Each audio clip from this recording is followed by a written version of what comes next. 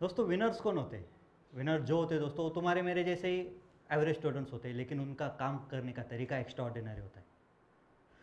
Welcome दोस्तों, welcome to ignite academy. मेरा नाम है तुषार मुसड़े। मैं यहाँ पे एक लेके आया हूँ दोस्तों, एक effective plan, 60 days plan for the SSC JE paper 1 crack करने के लिए। और जो भी मेरे भाई फर्स्ट अटेम्प्ट दे रहे उनके लिए फर्स्ट अटेम्प्ट में ही मैं कैसे एसएससी जेई हो वो सारे ट्रिक्स नुस्खे हम यहाँ पे देखेंगे दोस्तों। जैसे कि पता है कि सेंट्रल गवर्नमेंट में 10 लाख की वैकेंसी फिलअप करने वाली सेंट्रल गवर्नमेंट, और वो भी मैक्सिमम वैकेंसी फिलअप करने वाली वाया एसएससी। ओके, सो दोस्तों ये मौका मुझे छोड़ना नहीं, इसलिए दोस्तों फर्स्ट अटेम्प्ट में मैं कैसे एसएससी क्रैक करूँ ये सारी चीज़ें मुझे यहाँ पे देखनी है दोस्तों। कुछ ट्रिक्स होती है, कुछ टिप्स होती है, क्या करना चाहिए क्या करना नहीं चाहिए, कितना पढ़ना चाहिए, कहाँ तक पढ़ना चाहिए, कहाँ से पढ़ना चाहिए, ये सारी चीज़ें हम यहाँ पे देखेंगे ताकि एग्जाम होने के बाद आप खुद को रिग्रेट ना करें कि इस काश में ये कर लेता। ओके, तो ये सारी चीज़ें हम यहाँ पे देखेंगे, लास्ट तक बने रहना दोस्तों, काफ़ी इफेक्टिव है। ओके दोस्तों, हम यहाँ पे 60 डेज का हम प्लान कर रहे हैं कि जैसे कि नवंबर में एग्जाम एसएससी ने दे रखा है दोस्तों। एग्जाम की प्रोसीजर हम मोटे मोटे से देखेंगे, इसके ऊपर हम अलग से बड़ा वीडियो बनाएंगे माइक्रो एनालिसिस के साथ। ओके, तो दोस्तों पेपर 1 होना है सीबीटी, कंप्यूटर बेस्ड टेस्ट होना है। ओके, 200 मार्क्स के लिए। पेपर 2 होना है दोस्तों, कन्वेंशनल टाइप ऑफ पेपर होना है। ओके, सो पेपर 2 300 मार्क्स के लिए होना है दोस्तों। ये जो सीबीटी 1 है पेपर 1, उसके बारे में हम जानकारी लेंगे। पेपर 1 में दोस्तों 200 मार्क्स आने, 200 क्वेश्चंस और 120 मिनट में। ओके दोस्तों, 1 मिनट भी पूरा नहीं मिलता एक क्वेश्चन के लिए, नियर अबाउट 36 सेकंड्स मिलते एक क्वेश्चन के लिए। तो हमारी एक्यूरेसी कितनी होनी चाहिए, हमारा स्पीड कितना होना चाहिए, ये सारा आइडिया आपको आ रहा होगा। ओके, तो उसके लिए क्या करना है, लास्ट तक बने रहना दोस्तों। ये सेशन इसके लिए बना है दोस्तों। टॉपिक्स कौन कौन से, जनरल अवेयरनेस 50 मार्क्स के लिए, लॉजिकल रीजनिंग 50 मार्क्स के लिए, टेक्निकल पार्ट मेरा सिविल वाले मेरे भाई, मैकेनिकल वाले भाई, इलेक्ट्रिकल वाले भाई, उनका टॉपिक्स होना है दोस्तों 100 मार्क्स के लिए, कुल मिला के 200 मार्क्स के लिए। ओके, तो हर एक टॉपिक को कैसे पढ़ना है, कैसे डील करनी देखेंगे दोस्तों। जनरल अवेयरनेस के अंदर ये 50 मार्क्स के लिए स्टैटिक जीके और जनरल स्टडीज आने वाला है। ओके, और कुछ general science, physics, chemistry, biology, current affairs, ये कुछ एनवायरमेंट, ऐसे कुछ टॉपिक्स यहाँ पे आते दोस्तों। स्टैटिक जीके और जनरल स्टडीज के लिए आपको लूसेंट पढ़ना है सिर्फ। ओके दोस्तों, यहाँ पे geography, history, polity, economics, environment, ऐसे कुछ टॉपिक्स आपको यहाँ पे कवर अप करने होते हैं। लूसेंट्स में सारे दिए, अच्छे से पढ़ना। ओके दोस्तों, 10 बुक पढ़ने की जरूरत नहीं, एक ही बुक अच्छे से पढ़ो, 10 बार पढ़ो। 10 बुक पढ़ो ना पढ़ो, आई रिपीट, 10 बुक नहीं पढ़नी है, एक ही बुक 10 बार पढ़ना है। यही स्ट्रैटेजी होती है दोस्तों, इसको टॉपर स्ट्रैटेजी बोलते हैं। Okay, so this is about general studies. General science, इसके लिए हमें लूसेंट का बुक पढ़ना है दोस्तों, फिजिक्स, केमिस्ट्री, बायोलॉजी के लिए लूसेंट का बुक पढ़ना है। करंट अफेयर्स दोस्तों, मुझे जब भी एग्जाम होना है उसके 6 महीने पहले का करंट अफेयर्स मुझे पढ़ना है। यूट्यूब पे कोई भी चैनल देख लो, अच्छे से पढ़ना है, ज़्यादा डिप तक मुझे जाना नहीं, खाली टाइटल हो उसके बारे में मोटी मोटी जानकारी। इसके अंदर हम माइक्रो एनालिसिस बाद में देखेंगे।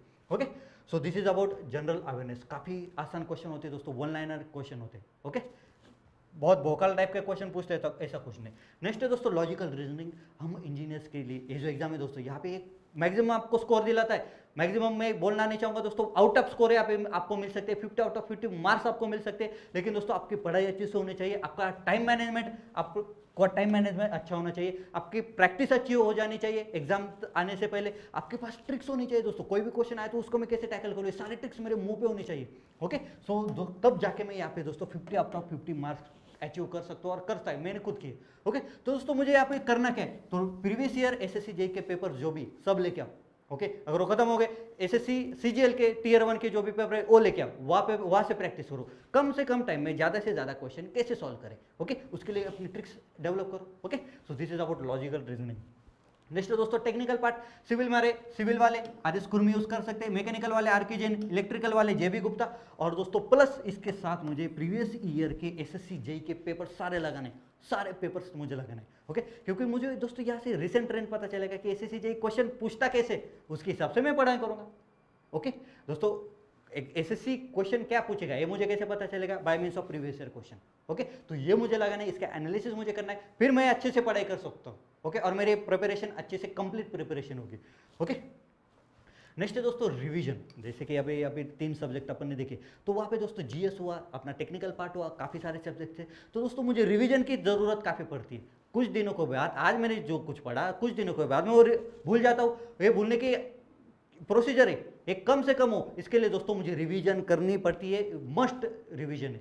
ठीक है, तो रिवीजन कैसे करें भाई, पेज नंबर 1 से लेकर लास्ट पेज तक मैंने पूरा घिसता चला गया। This is not the revision. Revision की बेस्ट टेक्निक है दोस्तों।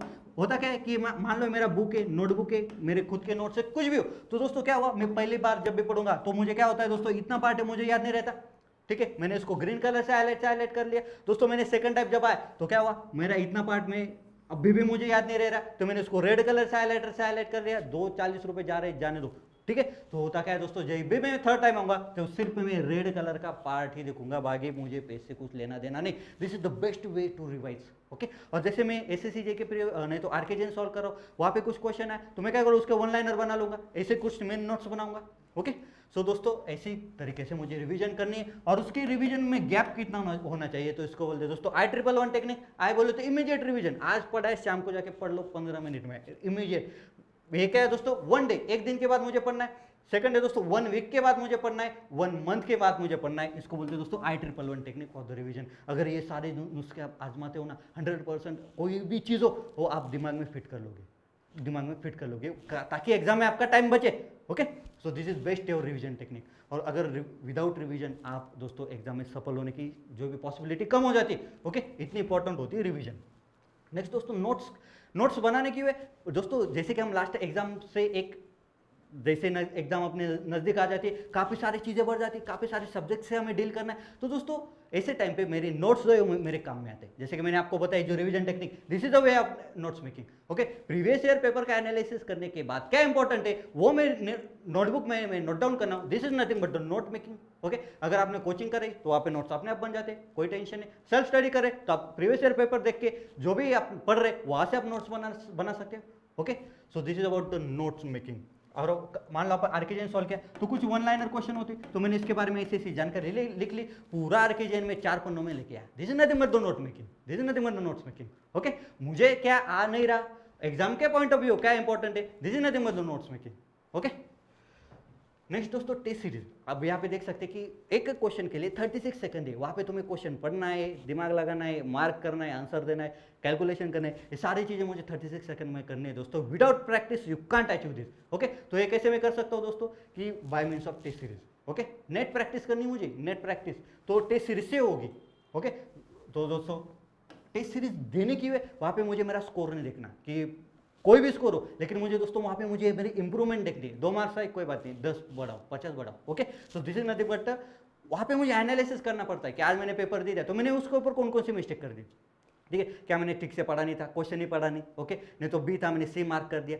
ऐसी गलतियां दोस्तों मेरे एक बुक में लिख नहीं। ठीक है, उसको मिस्टेक बुक आप बना सकते हैं। ओके, अगले टेस्ट में जब दूंगा वो गलतियां मैं ना दोहराऊं। ओके, गलतियां करना पाप नहीं दोस्तों, गलतियां दोहराना पाप होता है। सारी गलती इधर ही कर दो, एग्जाम में जाके गलती बचे ना वहां पे करने के लिए, सारी गलती इधर ही कर दो। ओके, तो ये इंपॉर्टेंस होता है दोस्तों टेस्ट सीरीज का। और यहाँ पे मुझे क्या होता है दोस्तों कि मार्क्स की इंप्रूवमेंट करानी और टाइम मैनेजमेंट मुझे पता चलता है, प्रेशर हैंडलिंग कैसे करना है ये मुझे पता चलता है। ओके, और टेस्ट सीरीज दोस्तों मुझे डायरेक्ट टेबल पेपर जो भी मोड है एक्चुअल एग्जाम के एनवायरमेंट में मुझे टेस्ट सीरीज देनी है, बेड पे सो के नहीं देनी। ओके, तो this is the importance of test series दोस्तों। ये क्यों बता रहा हूँ कि एजुकेशन और ट्रेनिंग ये सारी चीजें मुझे लेके आगे चलना है। ओके, एग्जाम में क्या होना है ये सारी चीजें लेके मुझे खुद को तैयार करना है, और ये करने का काम कौन करता है, test series. Okay, so very very important test series. Next दोस्तों एग्जाम डे की स्ट्रैटेजी क्या होनी चाहिए दोस्तों। कुछ लोग होते एग्जाम के 15 दिन पहले दोस्तों मुझे कोई भी नया टॉपिक नहीं पढ़ना है। ओके, नया एग्जाम के दिन भी मुझे कुछ नहीं पढ़ना है, खाली अच्छे से शांत दिमाग बैठ के वहां पे जाके मुझे एग्जाम देनी, एग्जाम डे। ओके, सो दोस्तों कॉमन मिस्टेक क्या होती है कि देखो कुछ लोग हाइपर हो जाते हैं, प्रेशर में आ जाते हैं, ये सब अवॉइड करना चाहिए दोस्तों। अगर आप प्रेशर में बैठते हो 10 मार्क आने, विदाउट प्रेशर बढ़ते हो तो 15 मार्क्स के ऊपर जाते हैं। ओके, सो दोस्तों प्रेशर नहीं लेना है, खुल के बैठना है वहाँ पे। ठीक है दोस्तों, कुछ आपको कुछ वो रफ पेपर मिल जाता है, रीजनिंग के कुछ ट्रिक्स होते हैं, आप वहाँ पे लिख सकते हो ए से एम तक, फिर एन से जेड तक। कोचिंग आपको पता ही होगा, ठीक है, हम बाद में भी देखेंगे। इसके बाद दोस्तों कुछ स्क्वायर क्यूब जो भी आपको याद नहीं रहता वहाँ पे लिख सकते हो, ताकि आपका एग्जाम में टाइम बचे। एक कॉपी नहीं, एग्जाम शुरू होने के बाद आप लिख सकते हो, ताकि आपका एग्जाम ड्यूरिंग एग्जाम आपका टाइम बचे और आपकी एक्यूरेसी भी बढ़े। Okay, so this is about दोस्तों। और टाइम मैनेजमेंट मुझे देखना है कि सबसे पहले मैं टेक्निकल सॉल्व करूँ या जनरल अवेयरनेस सॉल्व करूँ या रीजनिंग सॉल्व करूँ। तो मेरा ये मानना है दोस्तों कि आप सबसे पहले अपना टेक्निकल सॉल्व करें, उसके बाद अपना जीएस सॉल्व करें, फिर लास्ट में लॉजिकल रीजनिंग सॉल्व करें। ओके, आप खुद की भी स्ट्रैटेजी बना सकते हो आप एग्जाम टेस्ट सीरीज देने के बाद। ठीक है, सो दिस इज अबाउट एक कुछ नुस्खे दोस्तों कि सक्सेसफुल पीपल्स ने ये यूज़ किए हो दोस्तों, कि टॉपर्स की बुक लिस्ट आप देख सकते हो दोस्तों कि सबके सेम बुक्स होते हैं 80%, लेकिन वो पढ़ते कैसे, this is the more important thing जो मैंने आपको यहाँ पे बताई है दोस्तों। दीज आर एक्स्ट्रॉर्डिनरी थिंग्स, अगर आप अप्लाई करते हो 100% आपको फायदा होगा। एजुकेशनल प्लस ट्रेनिंग, ये सारी दोस्तों दोनों चीज़ें आपके पैरेलल यहाँ पे हो रही दोस्तों। ओके, सो दोस्तों अगर इसके बावजूद आपके कुछ क्वेश्चन हो गए कमेंट बॉक्स में डालना, आपके क्वेश्चन हमारे आंसर्स वहाँ पे आ जाएंगे। ओके, सो दोस्तों लाइक करिए, अपने दोस्तों को दीजिए, सब्सक्राइब कीजिए, शेयर कीजिए, हम आपके साथ हैं दोस्तों। Wish you all the best.